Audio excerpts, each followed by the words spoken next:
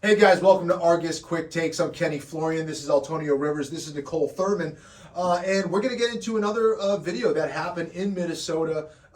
Police officer, or maybe state cop, and he kind of gets in a tussle here. Yeah, he gets in a big tussle. Could have gone wrong. It seemed like the guy was kind of going for his weapon there, and thankfully someone came in to save the day. He was. The suspect was on top of the trooper. First, I want to give a shout out to the civilian who came in and stopped this. This could have been very bad for the trooper. It could have been very bad for other motorists on the road. Yeah. So, you don't see a lot of people intervening. A lot of times they want to come in with their cameras up trying to get a video for social media. Right. And they're not even thinking about trying to save that person or the damage that it could cause if they don't intervene. So first off, shout out to this guy here, man.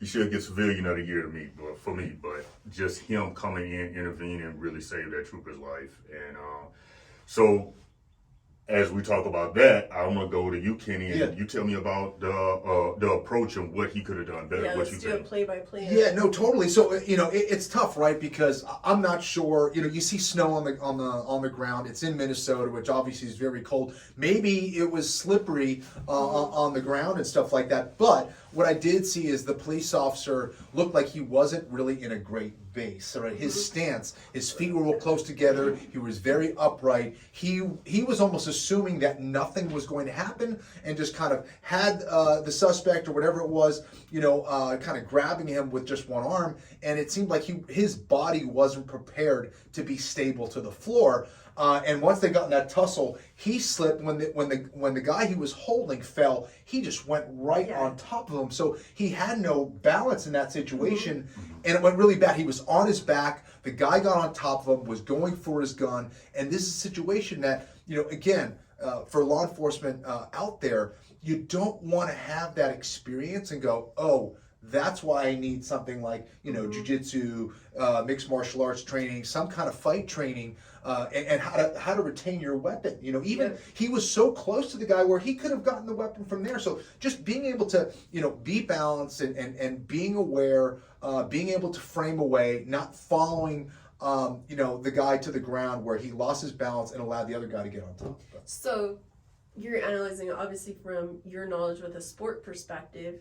What did he give up by not having a base? Like, people think base is a boring thing to study or work exactly. on, right? No, it's huge. And again, just having, the closer your feet are together, the less stable you're going to be to the floor. Just having a nice wide base, kind of sinking into your knees a little bit more, feeling the floor underneath you, making sure that you're stable, would have helped so much, because the guy could have fell down. He could have got top position. Instead, he kind of wasn't very balanced to the floor. His feet got together. He was holding on to the guy so hard that when he fell, he actually tumbled over the other dude. So he was kind of too connected to the individual as opposed to stable to the floor.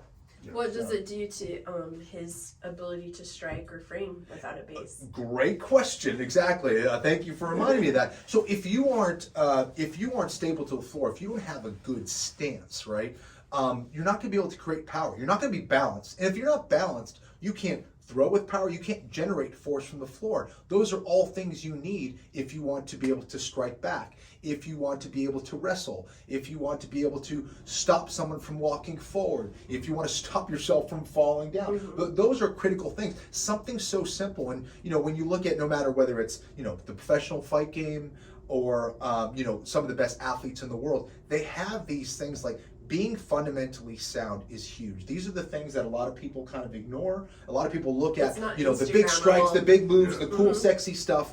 But something like being balanced, being stable to the floor, can save you in a lot of different situations. And I think this is a great example of that.